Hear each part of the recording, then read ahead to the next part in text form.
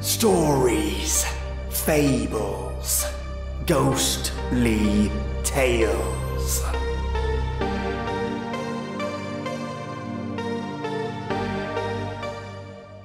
A circus enveloped in a forest comes to life, having once been frozen in time. A mother longs for her children. Mirrors have the power to shape your fate. Dragons bestow their luck on those who are gifted it.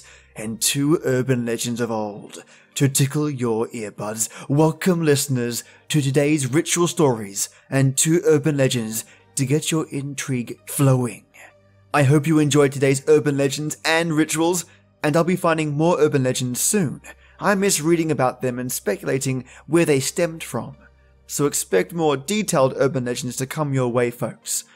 The titles of the stories you're going to hear today are as follows: Big Top, The Black Lady of Bradley Woods, Ash Mother, Dark Reflection Ritual, Dragon's Luck, and the Seaman Oleander's Song. And I can't wait to share them with you. Right now, I'm drinking a golden Earl Grey with a drop of honey, and I hope you've got your own hot beverage in your hand as well. Turn off the lights, turn up the sound. Bring with you your materials, and let's have ourselves a ritual. Big Top. There is a quiet place where nobody goes that has been frozen in time since the early 20th century. Surrounded by thick forests and littered with broken down vehicles, caravans and posters, the clearing is devoid of all life. Yet, at the center of the clearing is a Big Top style tent in the traditional red and white striped patterns of the circuses of old. Several flags blow in the often cold air. During the hours of daylight, the place is silent, save for the sounds of birds in the surrounding trees or the crunching of dirt beneath one's feet. Entering the Big Top, one can see rows of empty seats and a large open space where performers of old would have given the audience a spectacular show. Equipment once used by acrobats swing from the top of the tent, and a stand remains in the center, covered in dust. Once the place where great beasts, such as elephants, would perform their tricks. Yet by the cover of night things change, as the abandoned Big Top comes to life. The silence of the clearing shattering as the sound of old carnival music fills the air and spectral crowds come out from the forest. They flood into the tent as skeletal figures on stilts take tickets and strange malformed creatures juggle and ride unicycles. Disgustingly fat, putrid beings dressed in clown suits hand out balloons to excited children with no eyes and beckon to any living soul foolish enough to be in the area at the time. If one enters the Big Top, they are directed to sit down in the crowd, the whole place buzzing with activity as headless attendants hand out buckets of popcorn and candy floss to the crowds. The smell of death, urine, and animal musk dominates the entire area. Trying to get up results in being shoved back into one's seat. Resistance only causes several of those fat clown creatures to sit around you like spectral bouncers. The show, as they say, must always go on. Indeed, what a show it is too. A ringmaster appears in a tattered red suit with a top hat and a long whip. His face covered in scars and eyes rolled back into his head as he speaks gibberish to the crowds, who cheer and clap. Acrobats swing across the Big Top with disturbing movements, not unlike rag dolls. At the same time, a parade of malnourished horses go in circles around the stage. On their backs ride what appear to be extremely thin women, with revealing costumes and burlap sacks wrapped around their heads. After this ritual is complete, the crowds cheer some more, and the ringmaster bows. More gibberish flows from his mouth, and he cracks his whip against the stand. It is then that the sound of heavy footsteps enter the Big Top as a pure white elephant enters, and gives a mighty trumpet with its trunk. The beast would be strikingly beautiful had its thick skin not been covered in deep scars, some of which had not healed properly and thus give way to noticeable infection. The great elephant makes its way to the stand and goes up onto its hind legs. The ringmaster cracks his whip again and the crowds cheer. Then the ringmaster bows and the elephant returns from where it came. A final line of nonsense comes from the ringmaster's mouth and the crowd gets up and leaves. Should you find yourself part of this spectacle, you will be moved along. Should you be willing or unable to move, those fat clowns will be sure to help you on your way. Exiting the big top, you are greeted to a final show as those unicycle riding dwarves now take on the role of fire eaters, and a strongman shows off his might, sporting so much muscle mass it is almost obscene. Finally, you are approached by one of the skeletal figures on stilts. Should you be brave enough not to flee, the figure hands you a ticket and gives you a smile before leaving. That is when you should also think of leaving, for by the time the sun rises again, the crowds will have returned to the forest, and the big top will once again be empty, as the morning birds begin to play their tune. Ash Mother. In the dark where evil sleeps, where sanity is useless trash, I tell a tale to give you creeps and inspire true fear of things that slash. On a quiet All Hallows Eve, when rain did drizzle from the sky, two siblings from their home did leave, not dressed as ghosts, but end was nigh. While friends of theirs did candy find among the houses that they passed, the siblings were of different mind. To another house they hurried fast. They had been promised a lovely thing by a man with long sharp teeth. If they came at midnight's ring, they'd raise their mother who sleeps beneath. The ritual was long and harsh, twice they fainted dead away. Their blood was marking every hearth, when lit they marked the spirit's way. And in a scream and rushing wind, one sibling stared upon the other. Dead and fallen in their sin, he had not seen their risen mother. From the hearth's not blackened grate, a crawling figure made of ash pulled herself in and sealed the fate of her two children as she moved fast. The living child gazed on in horror as Ash Mother swallowed the dead sibling whole. Their mother was hungry, was now a terror. She smiled at the living child, bloody and cold. The other child ran but did not get far. Teeth now sank into her arm and she shrieked. Ash Mother didn't notice her child's alarm, and with crunches she put her child to sleep. The Ash Mother waits in that house all alone. Her children are gone and her hunger remains. Dare you enter and you will atone. For the sins of the sibling you will feel their pain. In the dark where evil sleeps, where sanity is useless trash, I've told a tale to give you creeps and inspire true fear of things that slash. Dark Reflection Ritual. Written by BishopStorm. Here's what you'll need to do this ritual.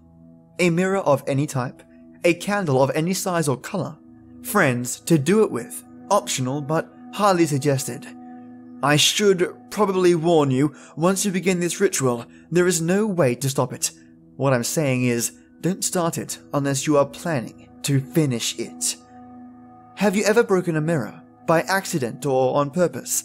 Have you ever looked into a mirror and felt like there was something watching you from the other side? Or seen something sinister lurking within the eyes of your own reflection? You've probably heard the legend that breaking a mirror is 7 years bad luck. Legends about mirrors have been around for hundreds of years. In particular, some ancient civilizations believed that there was a sort of purifying effect to mirrors. They believed that, By looking one's reflection in the eyes, it would transfer a person's negative energy into the reflection in the mirror. They believed that this had a cleansing effect, but also hidden dangers. That's why breaking a mirror has been known to cause bad luck. Think about it. If this is true, then every time you look into a mirror, you are transferring negative energy into it. Can you imagine just how much negative energy is just sitting there inside your bathroom mirror? When you break the mirror, that negative energy is released and causes bad luck for everyone around it.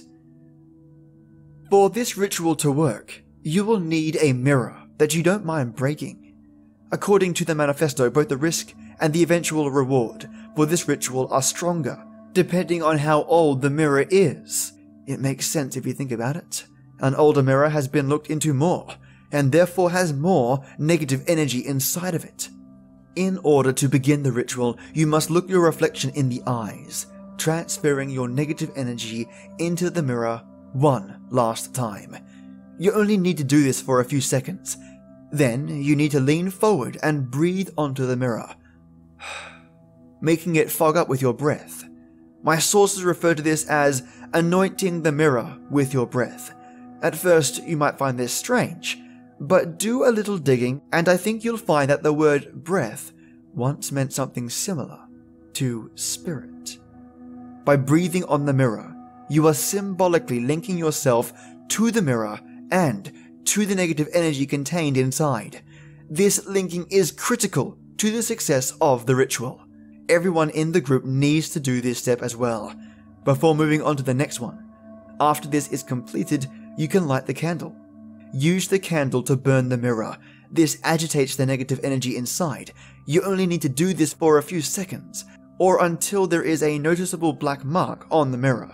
Note that the longer you do this for, the more agitated the negative energy will become. After this, the final step is breaking the mirror. Once this step is done, I suggest you start running. You see, it's actually a common misconception that when a person breaks a mirror, they will be followed by bad luck. This is not true. When a mirror is broken, the bad energy stays in one spot, near the broken mirror, until it eventually dissipates. Or at least, normally it does. If you completed the above steps, then you have tied yourself to the negative energies through the medium of your breath. This means that the negative energy will pursue you wherever you go. This is why I said earlier that it would be best to complete this ritual with a group. If there is only one person doing this ritual, then all the negative energy will pursue that one person. But if there is a group, then the negative energy will be spread more thinly. This increases your odds of survival.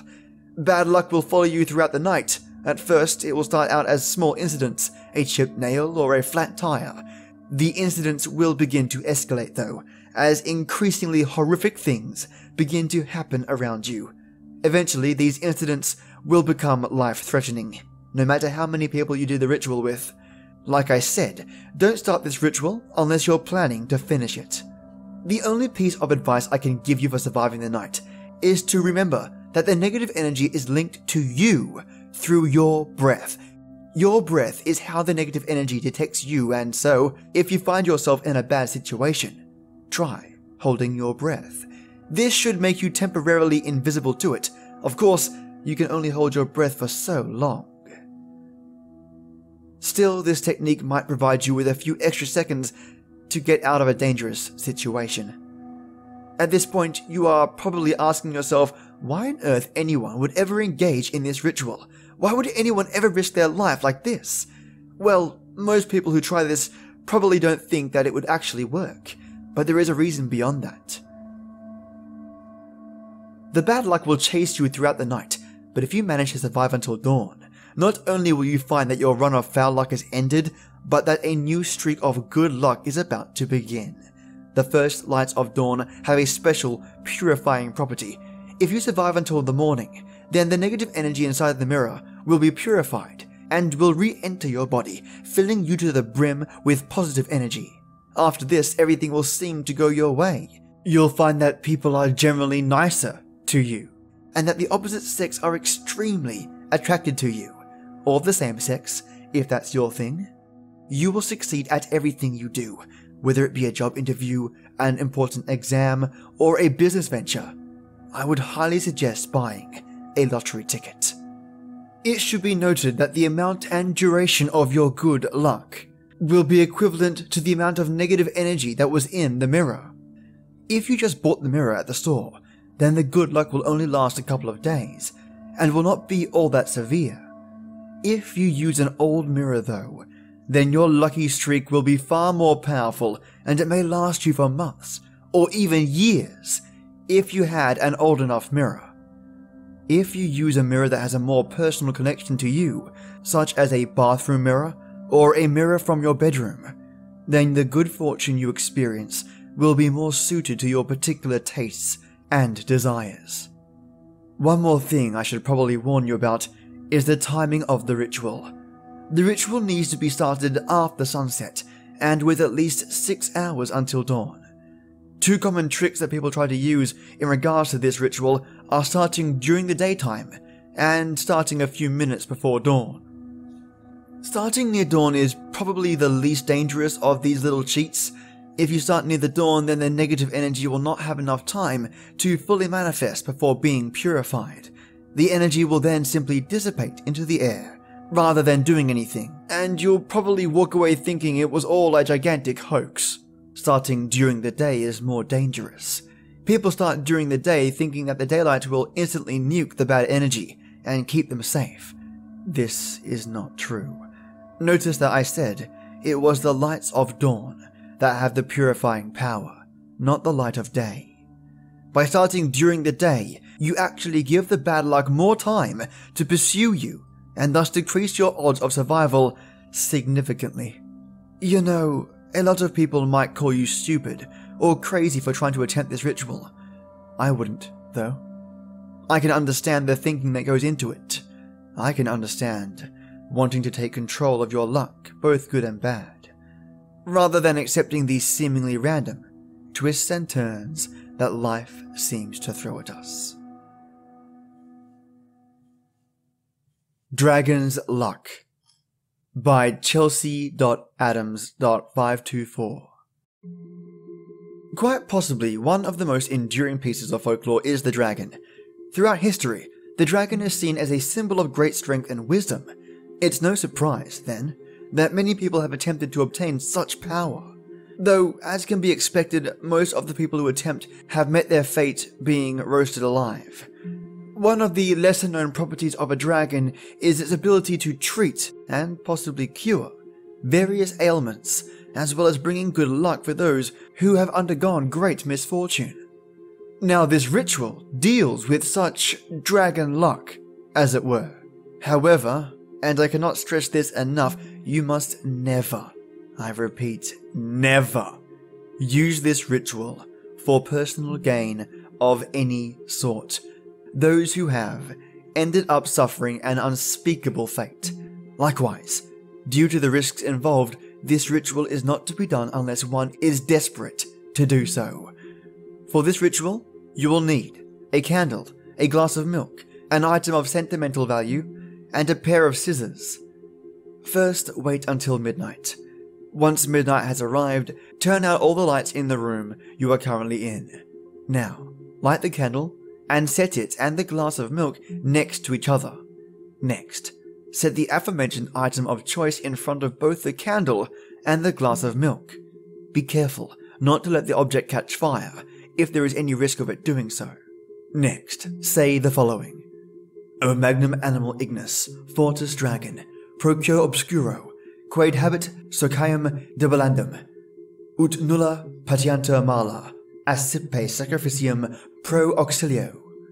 This translates into, O great beast of fire, mighty dragon, I beg you, vanquish that which ails my companion, so that they may suffer no more. Accept my offering in exchange for your help. Once you've finished saying the incantation, take the scissors and prick your finger with them. Allow the blood to drip into the glass of milk. If you do not wish to use blood, nail clippings or a strand of hair will do, but will not be as effective.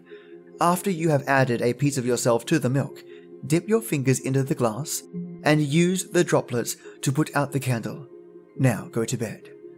While you are sleeping, you may hear what sounds like a loud gust of wind and bellowing thunder. This is the sound that marks the arrival of the dragon. Whatever you do, don't get out of bed. Do not, no matter what happens, leave your room, as the dragon will not hesitate to devour you should it happen to see you.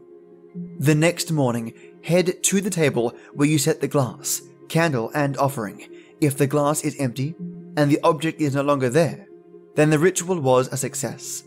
Likewise, whomever you wish good fortune upon will have a streak of good luck and good health that will last them several years. However, as a price of your kind actions, your life is now cut short by several years. The Black Lady of Bradley Woods. Author unknown. I grew up in a large town in Lincolnshire, England. As kids, we used to play in a large wooded area of the outskirts of town called Bradley Woods.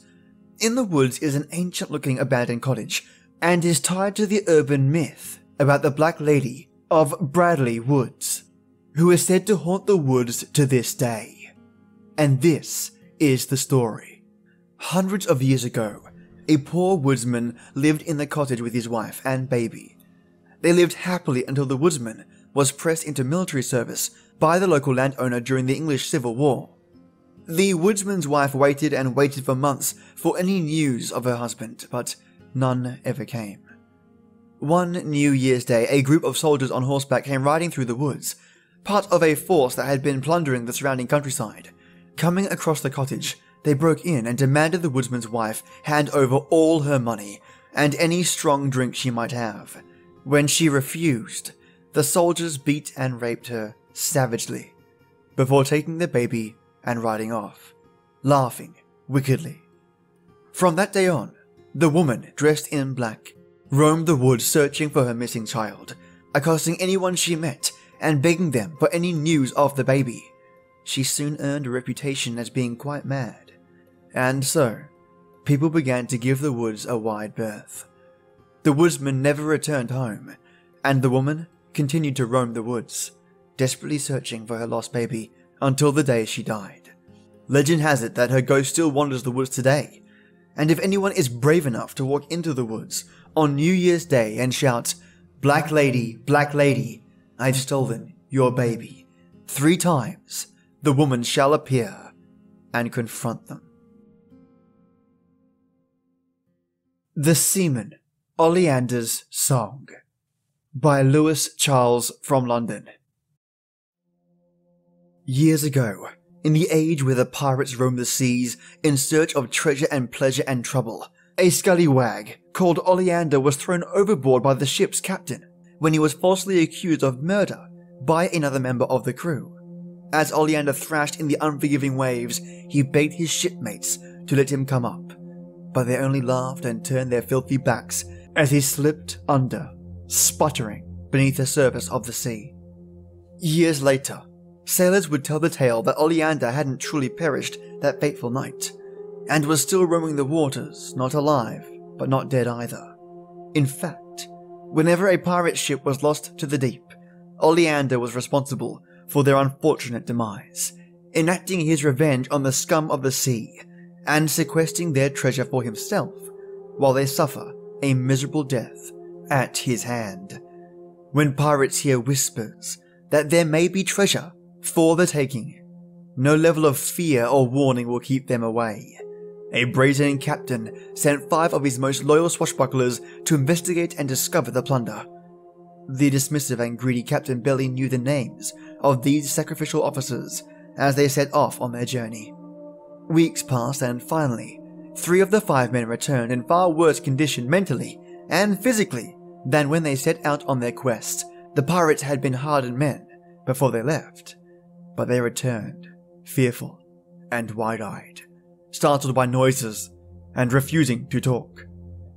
They never spoke of the journey until the frustrated captain tortured the pathetic scoundrels. Under great pain and with much wailing, they revealed that the band had come upon Oleander and his lair. But they were soon consumed in mist and lost their bearings. The group tried to turn back. They were entranced by his voice, chanting rhymes, a haunting Seaman's lyric, and they became haunted and obsessed by it, and could not focus on escape. The men had no idea how long they were Oleander's slaves, and were only able to slip from his grasp when they put sea foam in their ears, blocking his enchantment. As they fled, they discovered the other two men from their party impaled by Oleander's hook on display at the edge of a cliff overlooking the sea, as a warning to keep roaming sailors away. They still say that if you say the exact rhymes that Oleander uses to enrapture the pirates, he will appear out of the mist and take you back to his lair, where you'll never be heard from again.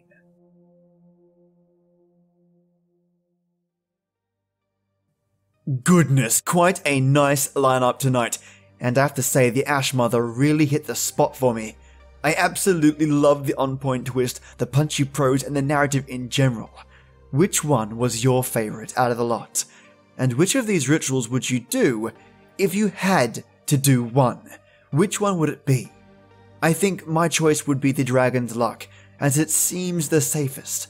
I'm sure a lot of you out there would say the Big Top story. But I want to be clear here. At no point does it tell you what happens to you when you fail. Bear that in mind. What takes place should you run? And what takes place should you persist past the clowns further? Yeah, no thanks, I'm not doing that. Join me next Friday, you brilliant people, for some more Lillian Madwhip. Or perhaps urban legends, we'll see.